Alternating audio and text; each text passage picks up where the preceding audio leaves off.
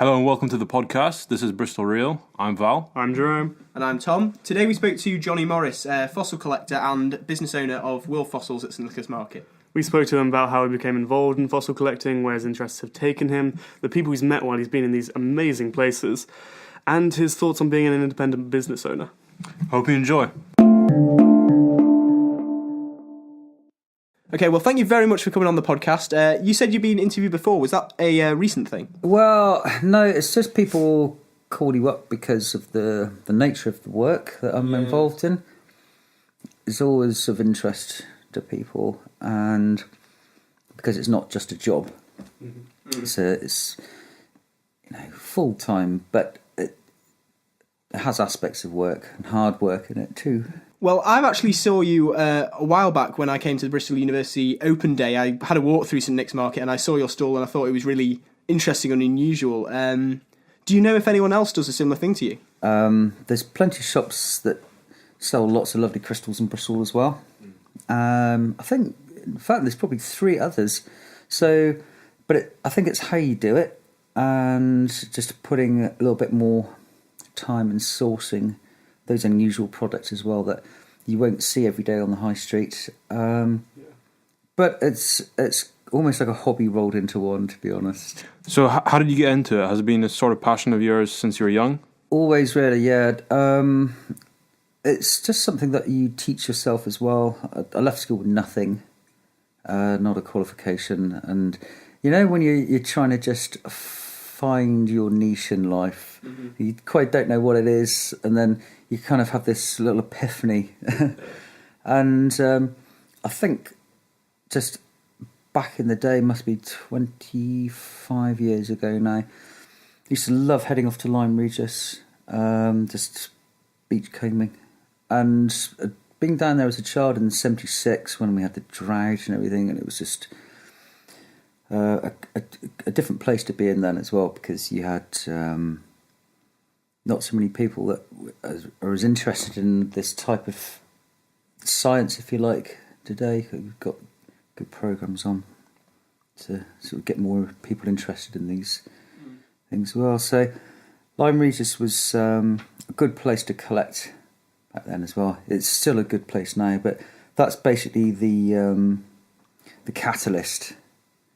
That was, I think, where it all started in '76, and just finding this amazing sea creature like an ammonite just up in the cliff, and it's just a moment of magic, really, when you've just been splitting these rocks open with your dad's claw hammer, completely the wrong thing as well, and just legging it down the beach and saying, "God, Dad, look what I've just found! This is..."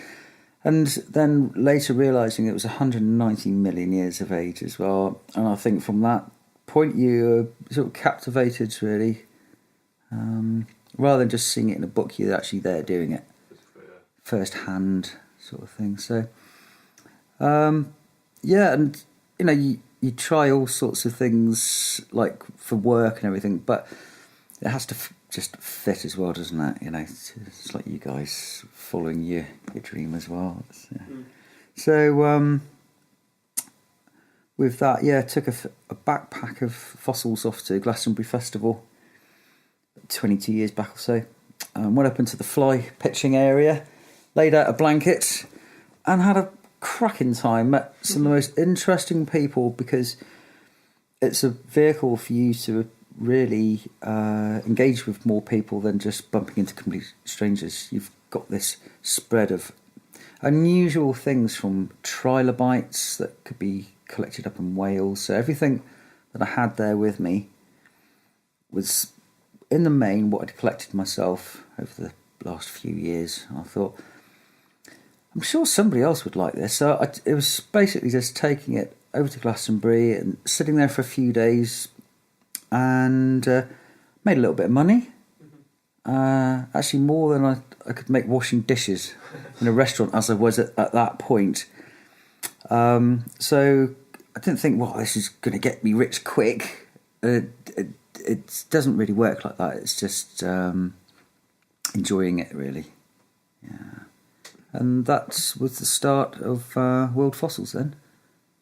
So how has it actually progressed since that start point? Because from the sounds of it, it was very much a hobby initially, and it wasn't so much a business. No. Yeah, it started as an interest and passion, and probably didn't feel like I had too much to lose, so there was no actual pressure.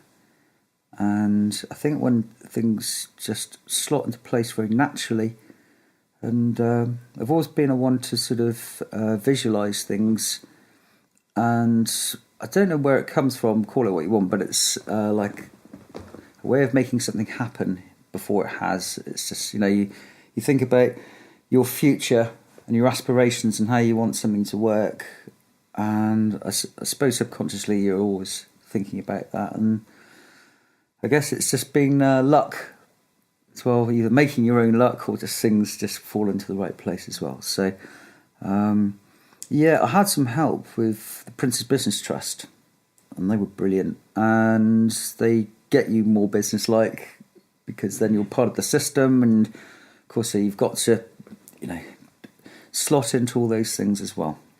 Paperwork, it's the only downside of running a business. I'm a simple fossil collector, really.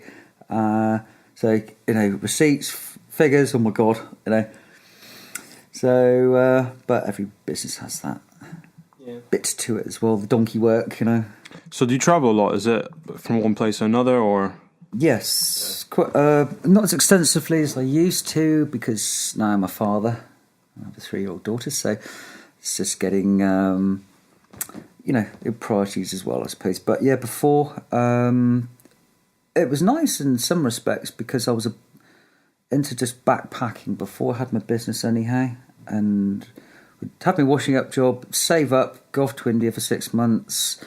But in later years, I suddenly realised that I'd walked past all these interesting gem shops out there, particularly in Rajasthan and a place called Jaipur. And I decided to go back, and that's actually formed a very big part of my business now as well. So it's a good place because there's some amazing talent there as well, and this is the reason for travelling. So that has really helped things to make them a lot more unique. The fact that you can go to these factories with a raw product which you can either source in and around the West Country or sourcing from other countries on your other travels, and they can process, they can carve, shape and polish gemstones, semi-precious stones, fossils.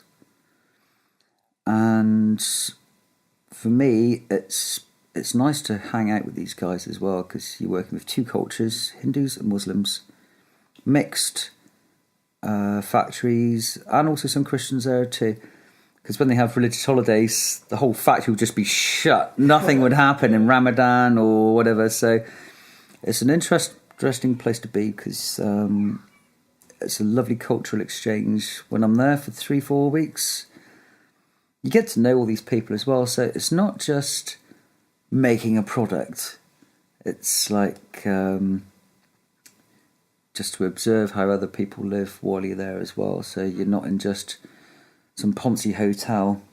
You're in a proper Indian hotel, and you're right in with the locals. So it's just nice, and they're almost like family now, particularly after 20 years of doing this twice a year as well, October and April. It's like this thing that you just do. It's you can almost smell it coming, and you get the job done as well. So you said in April, are you preparing to go somewhere soon? Relatively soon, yeah. I've made a few changes this year, just for my daughter and everything. So, yeah, I know I'll need to get my skates on shortly, really. So,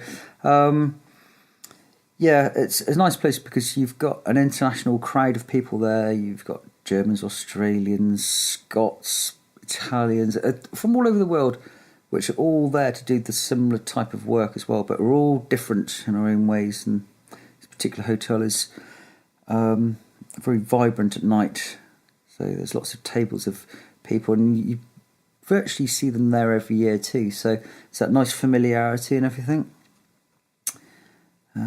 Wish the food was better though. God. So in terms of actually getting good at what you do, is it about building that network around the world, or is it more about getting the kind of scientific knowledge of geology in order to find the right places? Or is it a mixture of both? Both. Yeah, well, it's, I suppose, excuse a pun, but you need to be multifaceted in terms of knowing how to get the best out of a product, define the product, to also turn it into something that's actually that works as well. So that takes a little bit of time, if that answers your question. Yeah, there's lots of trial and error as well, and finding the right people for the job. They can ruin you if they get your job wrong. So communication is really important as well, and just being very patient with them, because, of course, a lot of these guys only speak Hindi. Or the other side is Bali. It's the same sort of thing. You're working with either Javanese or Balinese, but again, it's the language barrier, it's the cultural differences, and the way that people communicate as well. So not only are you trying to hone this product to its best potential, but it's also getting what you want in a different language as well. So sometimes I've just had my head in my hands going, like, oh no, where you've been there a month and they've just assassinated your whole collection, which has taken you months to do. But you just plug away at it until you've got your design, and that's it. Then normally they can't muck it up from then onwards. But it's almost, teaching them how to do the job, but you're actually learning yourself as you're doing it. Sometimes you do a bit of preparatory work. So it's kind of knowing how to construct something out there with them, but so that they can understand it easily as well. So it's a good challenge, really. But there's lots of different aspects to it, really. That's what keeps it interesting, to be honest, rather than just collecting fossils all the time. There's all the other bits that can feed off from that as well, because we make jewellery, we do mammoth ivory carvings, we do petrified wood, we collect the fossils, we prepare them. So there's lots of different aspects to it, really. So yeah, keeps it fun. You say we. Is the business just you, or do you have other direct employees? Actually, yeah, I say we. It is only me, actually. Yes. I don't have a vast empire of workers or people, but... It's amazing what you can do on your own, actually, from just listening to this. It sounds like it's the work of 5 or 6 people. Yeah, well, it's just not really stopping, but also making a bit of time for your life as well, really. But I think when that's all encompassed in one, it's sometimes very hard to switch off from a job like this as well, because there's always something just, but it's just making time to do something else as well, so you're not completely consumed by it. But really, now I'm only just starting to slow down a little bit, where it was 7 days a week for many, many years, and just to get business off the ground as well, and to really nurture it as well. And the Prince's Business Trust, for example, they gave me some excellent advice. They said, just don't take your eye off the ball, even when you think things are going well. And they gave me some very good advice, and I've listened to a lot of other people as well, because I didn't have a clue when I started. But you go on your instincts and you go on your gut feeling. And so far. You were saying that you're the main character in this business. Do you do all the sculpting yourself? I saw some of those on your website, and they're absolutely fantastic. I've taught myself with jewellery design. That's my own line, the Johnny Rock label now. Just a bit of fun there, I suppose. It's just something being self-taught. Being with my previous trades, which was stained glass and hairdressing, I maybe used some of that knowledge about colour and what colours work for, like for jewellery lines, and making the right the combinations so the stones work, and also, yeah, again, just listening to people really, and just observing. I was fortunate that one of my best mates, he's a jeweller, and I shared a flat with him for about 2 years, and he'd always talk to me about, if you're going to do it and you're going to use good stones, for example, make it a proper setting, and do quality if you can. And I think that's good, because that has really just helped in terms of how people respond to things. So, and then with the carvings, again, that's just taken quite a time to find the right people for that. I commission them, but I don't carve them. They're the third generation Barney's bone carvers in a tiny little village. Most of them don't use computers. Even if they've got a mobile, they don't always use it. And unless you get on a little moped and drive through the jungle for about an hour and a half, it's the only way you'll ever get hold of them. And it's just actually like being bothered to do it, because it's a pain in the neck to have to go up. They're not there. You may have given them a commission. I have some with them now. They've had them for 2 years. But what I like about these carvers is that they put their heart and soul into them as well. They're not just tourist tat that you can see in the airport shops and things like that. You can get that anywhere.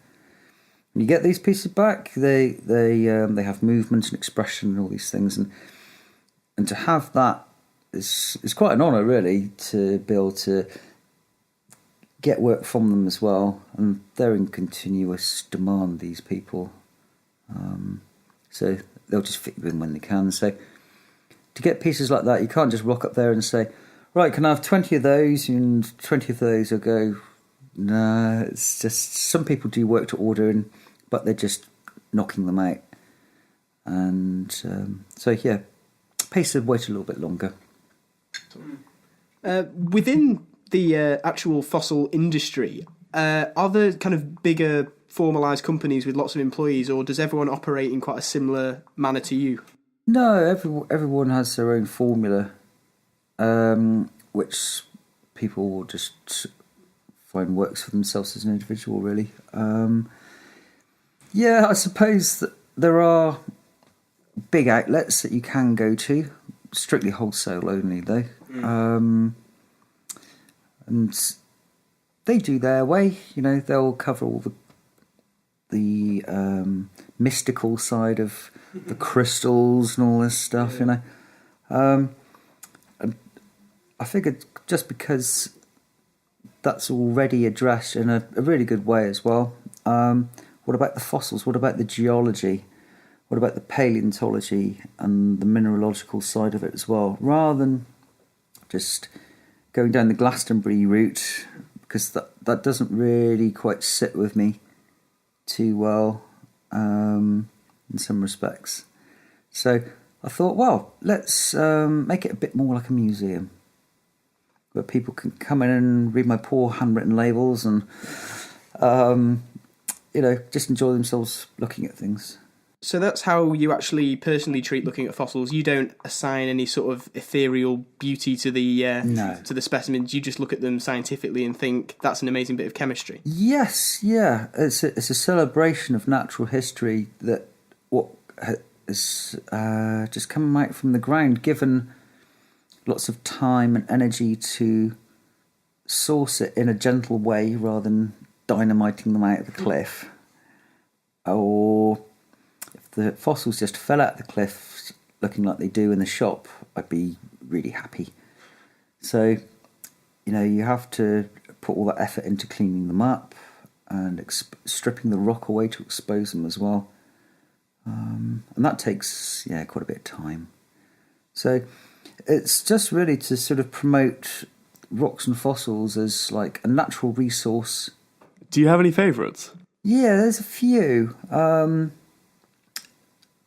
it's really something that you might only find one of in 20 years, if you find one at all, or finding a particularly good example of a fossil. It could have a scientifically rare aspect to it. It could be even be a new species.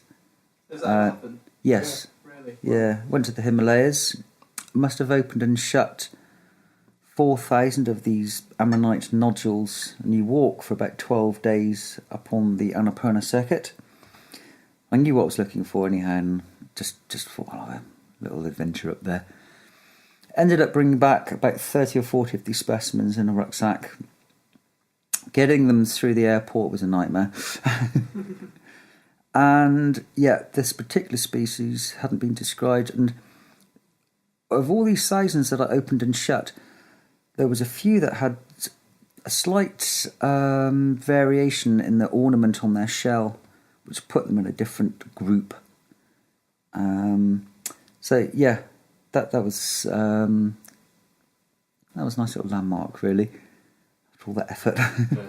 I'll show you it later. Yeah, I was going to ask what happened to it, actually. So you keep most of your favourite things, or do you... Of course, yeah. Although you can't eat fossils, and in the early days, to keep myself fed or keep my rent paid or whatever, I had to let some good pieces go. But I was at least happy that they went to good homes and they can be studied scientifically, because you have your sentimental fossils and then you have the scientific side as well. You don't want to lose that either, or anything to be lost to science. Well, so you kind of do have a responsibility, so to speak, that if you're finding something, whether it's a pot of gold coins or something like that, it's just being responsible about it as well. So we can talk about the code of conduct later if you want, about the ethics. Feel free to tell us about that now. It sounds really interesting. Sure, yeah. Well, we're lucky in England that we're free in most cases to collect fossils as a resource.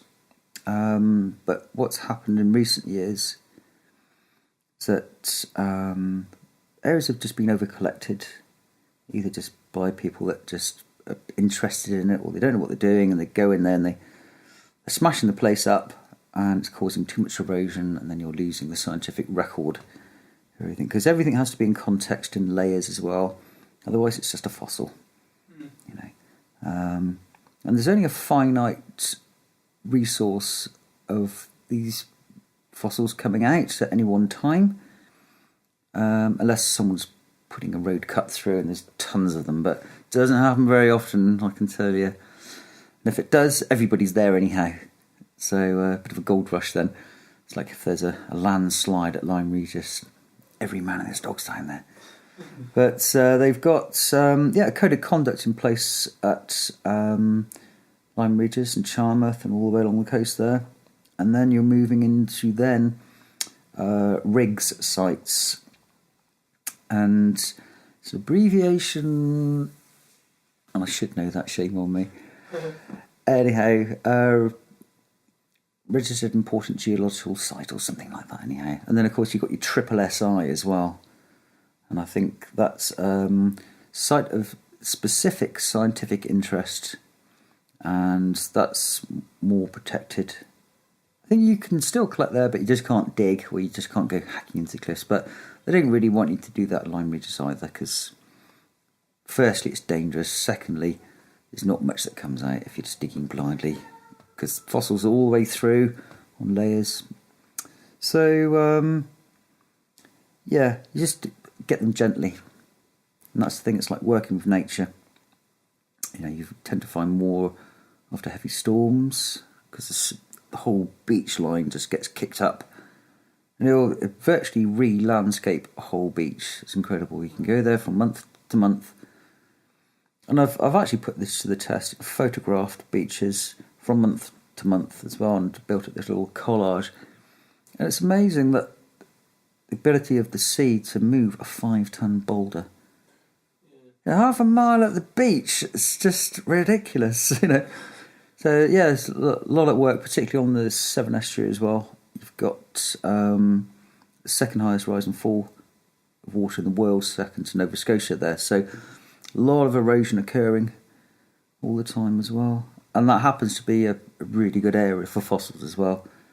The whole of the estuary, all the way up to Gloucester, in fact, is Jurassic. So places like Lyme Regis in this country, if you look at them, are they particularly good for fossils from the perspective of the whole world, or Yes. are there other places in other countries that blow this country out the water? Oh yes, there are other countries that are fabulous, but Lyme Regis is actually a World Heritage Site now. It's got that status to it, just the same as Stonehenge as well. So I think that's a new accolade it's been given. There are many other sites, but the beauty of Lyme Regis or anywhere of that coastline is that you can freely collect there, as long as you adhere to that code of conduct and just let nature do its thing. And if you know what you're doing, then you don't need to cause damage. That's the thing, really. And if you find something and you need to dig it out, then you can do that if you get permission as well. But there must be dozens. There are dozens and dozens of fossil sites in the world, and they've been protected for good reason. You've got the Chinese fossils with the feathered dino birds from Liaoning. I think I pronounced Liaoning province. That's just one area. You've got Mongolia, the dinosaur eggs. Numerous places in America as well. You've got the Morrison Formation. It really sounds like these places are things that need to be protected. Are you involved in any conservation efforts, for example? Oh, in terms of conservation, well, there are aspects to that, I suppose. But it's really just a matter of time as well, in terms of squeezing everything in to this sort of life that I've got, really. You just spread yourself a bit thin sometimes. There's some intentions there in the future, particularly local geological sites of interest, which we've touched on in the past with the WI and a few other different educational areas as well. But there's so much interesting things to sort of get involved with just in geology that it's just pick the best one, really, and work through them all. Is there somewhere specific you want to go to that you haven't yet been to? Just to observe would be nice. To a place called the Burgess Shale in British Columbia. It's what they call the crucible of creation, and they've just discovered another layer further on down the valley there. Apparently they're a little bit younger again, but they discovered dozens of new species there as well. And the beauty of these fossils is that you have what they call soft-bodied preservation, where you've still got the line of the skin and the eyes still preserved so beautifully as well. And it's a unique area that there's not much left, particularly at that time, which is Cambrian, very early, that hasn't been lost by volcanic or just movement of plates of rock. That would be quite nice, but you can only really get there scientifically.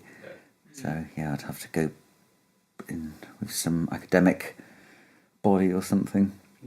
Are there people within the fossil industry, like within the art industry, who kind of hoard fossils and pay a lot of money for them and keep them in private collections rather than allow them to be seen by the public? People who I imagine you probably don't really like. There probably are, but I think there's a level now that there's a line that can't be crossed.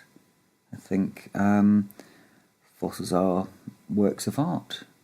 I'd like to think that if somebody's going to buy something like that, that they'll enjoy it, rather than just looking at it as a money spinner, really. But yeah, these days there's lots of things in place to protect rare and valuable things, just as there are with artefacts. So that's good. Things belong in museums.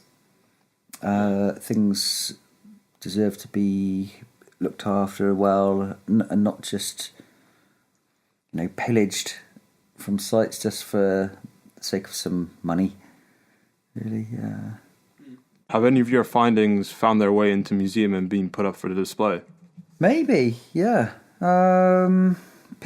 People have bought them for all manner of reasons, really. Just fill up a shelf with ammonites, things. Yeah, I'm not a high-end fossil dealer. I don't deal in complete dinosaurs or anything big and vertebrate things. Yeah, you need to go to America to meet people like that, I think. Yeah, we've got like ichthyosaurs and marine reptiles here in England. So yeah, or people that just collect, that even have their own museums as well. There's quite a few individuals, and I was quite surprised just in the last 5 years of how many individuals have opened up their own private museums. And you walk in there and it's just jaw-dropping. And they have students coming in, school parties. It doesn't charge. And yeah, it's terrific. So it's kind of putting something back into it as well, really. And getting more people interested in this science as well. Mm-hmm. Are there any museums around Bristol that you'd recommend, or even globally? Do you have any favourites that you could tell us about? Well, you know what? Cardiff Museum, I'm dead impressed with that one, and particularly Edinburgh Museum as well, of natural history. Yeah, you've got the big one up in London. That's pretty good too. Depends what floats your boat, really. Smithsonian Institute, they have big, complete dinosaurs there. Dozens of them. I suppose we've got a bit more low-key stuff, but I think in its own right, most museums I've never been that disappointed with. They're not that old, stuffy, boring things. They've moved it forward a bit more to make it appealing as well. And particularly in Cardiff, they struck a really good balance, and also Edinburgh, between that lovely old Victorian way of curating specimens and making it very kind of easy to absorb as well, and not too flashy, and just getting the right balance there, really. Really important. Yeah, if you were to find your dream object, what would it be? Would it be a complete dinosaur, or would it be something much smaller and more intricate and beautiful in that respect? Well, yeah, it's not about the biggest and the best. Finding a...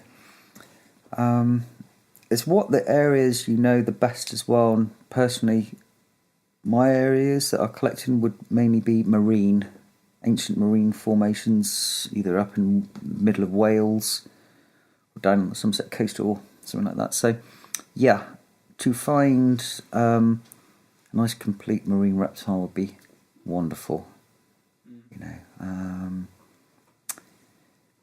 Yeah, just because you don't find them very often, and I've only ever found pieces or half of one. Something's just taken a bite out of it and just, or they're completely disarticulated, and it just looks like this creature's just swallowed a grenade, and it's just boom, bones everywhere across a big sheet of clay.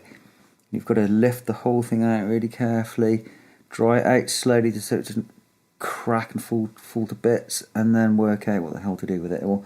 So, yeah, you just got to go out. Some people just find them when they're walking their dog sometimes, and you think, oh, I've been out 10 hours every day in the wind and rain, and you walk out there after an hour and find a complete plesiosaur.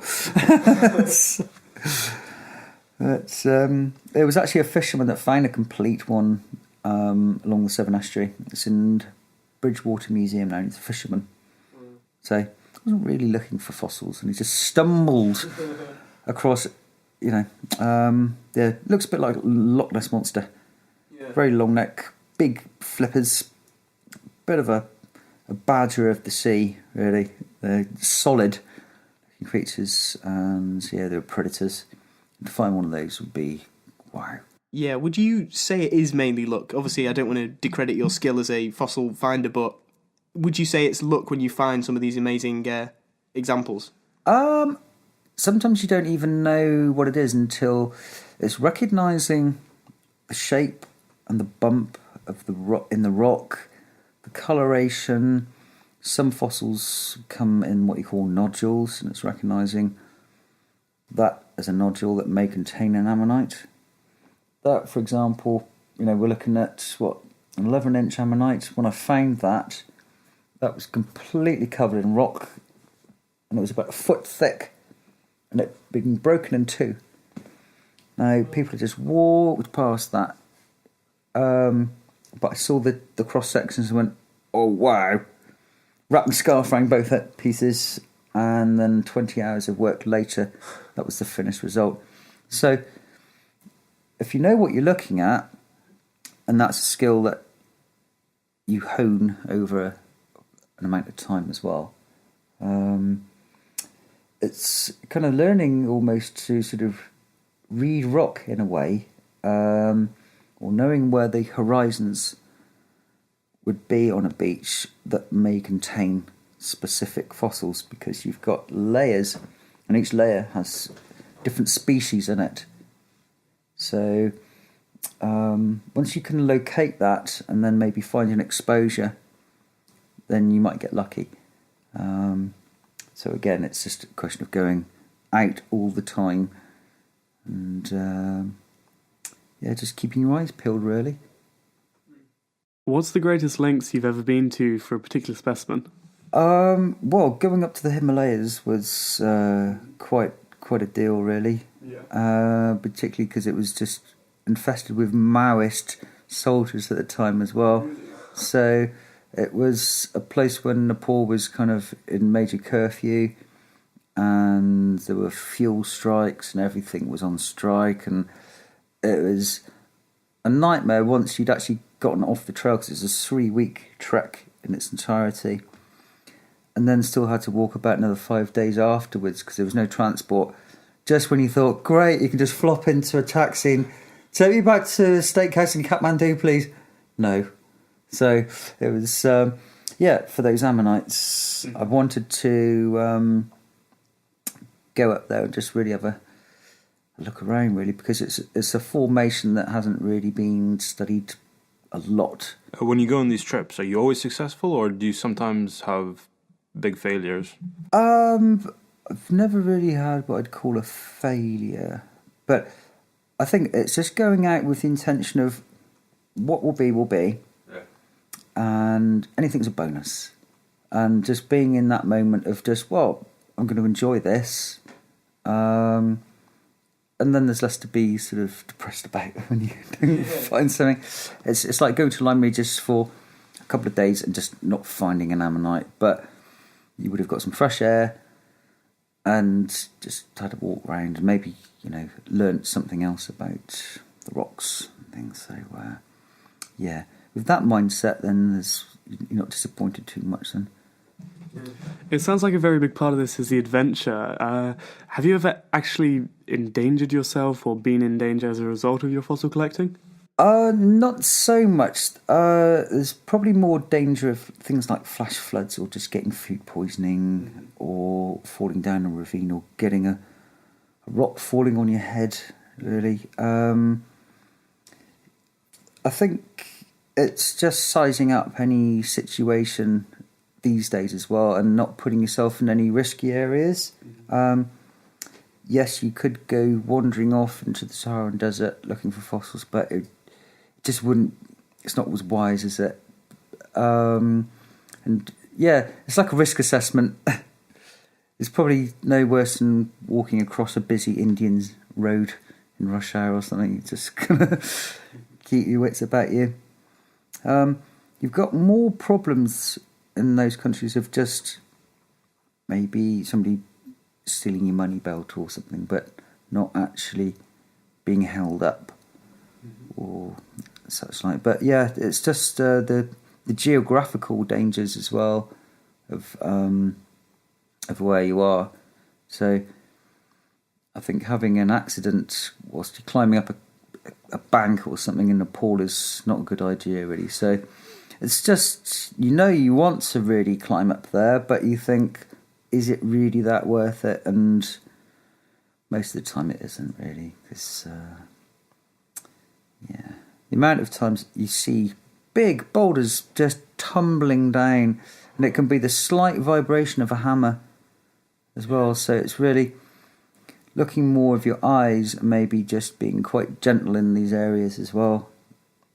So after a landslide, brilliant. After a storm, brilliant as well. And the rest of it is just really going through older pieces of rock which have come out, On a week-by-week basis, how do you actually divide your time? Is it mainly in the workshop, or is it out in the field, or is it actually manning the market stall? How does it actually work? Well, it's good to mix it up, to be honest, Tom, I suppose I think a bit of a short attention span helps that I can just mix it up a little bit as well. It's nice to connect with the customers because they're very engaging as well, because they're there because they want to be, and they're naturally quite inquisitive about these things. So Saturdays, weekends is the time that I like to be there because it's nice and dynamic. And then just midweek, it's just as you feel like you want to go and prepare ammonites for a few hours. Did that yesterday, 8 hours worth of fossil prep, and when I closed my eyes at the end of the night, all I could see was spirals. Curly whirlies everywhere. So I won't do any more prep for a couple of days. Maybe I'll just switch it around a bit and do something else. So I suppose you enjoy the freedom as a business owner to actually be able to allocate your own time. Could you ever see yourself in a parallel universe working in a regular job? No, I'm unemployable now, probably. I've just become institutionalised in my own freedoms, really. This is a lifestyle job that I've created for the purpose of working hard, but also enjoying the ride as well. And just, not having a boss is good, but there's a certain level of self-discipline as well. So I might get up at 10 o'clock, but I might work until 2 in the morning. So as long as I get the job done. But I find it's easy to beat myself up if I get up too late in the day and I think, I'm slipping into a lazy one there. But I'll end up doing a 10-hour day just later on, really. But having that freedom just to put your tools down when you want to, and just going off and having a cup of tea or something and not having to answer to a boss is good. Have you ever taken time off and decided that you wanted to take a break and then return to a couple of months later? Not The past 20 years you've just been going straight? Yeah, pretty much. But it hasn't really felt like I'd needed time off because when you go off on these trips, you can always find a few days just to put your feet up. You need to, anyhow, just to recharge. You hit the ground running after a 17-hour trip to Bali or something, and you've got that much time. So you can enjoy aspects of when you're away anyhow and have a day off here. But as far as sitting on a beach with a book for 2 weeks, no, that kind of bores me, really. It's, some people get their holidays in different ways, don't they? Their kicks. It seems to me to be a completely different world to what most people are used to in terms of a job. If you were to give advice to someone who wanted to start down the same path as what you're doing, what sort of advice would you give? They'd need to have a passion for whatever they wanted to really go for. So if they were just going to look at fossils, I probably wouldn't be able to offer much advice, in all honesty, apart from just work hard and be passionate about what you do. And I think with those two, you're halfway there, really. But yeah, it's just putting those hours in and being quite single-minded in terms of when you could be down the pub with all your mates, you're actually at the workshop making something for another show or something. So You recently went to the Oxford Fair. What was that like? that's a lovely little show. It's quite academic, and there's a body of about 40 different dealers there doing nice minerals. It's not one of the big commercial ones, so again, it's you can discuss theories with your customers. There's professors there and people that have studied all sorts of things, and yeah, it's a good opportunity just to sort of get some different knowledge as well, and swap a few minerals and do that as well. Yeah. Looking at your shop, you have a huge range of prices ranging from really high-end, incredible fossils to quite cheap things. Is the core of your business based around the expensive stuff, or are you trying to cater more towards the people who buy the cheaper end, like I admittedly did with one of your salt lamps? It's good to have a range, I think. The good thing for me is that the formula that I've got can't really be copied. Anyone can set up a crystal shop. That's how you do it as well. So, but it's nice to have those ranges for all pockets. You know, children that come in on the weekends, a little bit of pocket money, 50p. You know, all adds up really. You know, it's nice to have the showier stuff there as well, because that makes people really stop and look. And it's nice to see that when I'm sat, people will just do a double take at something like trilobite, spiny trilobite, or something, you know. So it's just making it interesting for them as well, and just having a broad range of things of interest, really. Over the years, do you think you've developed a bit of a loyal customer base who keep coming back specifically to your market stall again and again? There's a good loyal base of customers that you would naturally build up over 20 years, really, and the customers are growing with me. Literally, they used to come in when they were 6 with their parents now, and now they're 25 odd. So it's really nice, that aspect, really, yeah. Do you think that's helped by the fact that you're actually in a market stall, or would you actually prefer it being in a normal high street shop? No, not at all.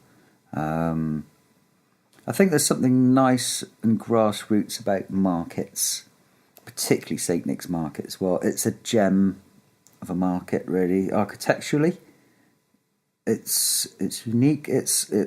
St Nick's Market is home of the independent trader for a start as well, and you know they've got a great ethos going up on Gloucester Road as well. Although they are proper shops, it's that nice. You know, we accept the Bristol pound there as well. Being part of that market is a privilege for me, really. It's, you know, got a good location in there as well, and yeah, I think it's just more social, really. But that market's improved tenfold. It used to be a bit sort of 2 for £1, kind of bit on the cheap tatty side, and now it's kind of just. It's not like overpriced Ponzi stuff that they're selling there either. It's keeping that a bit more realistic as well. Just walking around Bristol, it's easy to see that there is a huge culture of independent shops that you might not be able to see so easily in other places. Do you think markets are an essential part of that? I think so, yeah. It supports cottage industry businesses and allows people to develop their business slowly and carefully. And I've watched all my other fellow storeholders do the same over the years as well. So, yeah, the market's been good for me and good for everyone there, really, because everyone's got their got the right sort of the products there as well. So, and trying some new ones too. Just developing things that people may have not even seen before.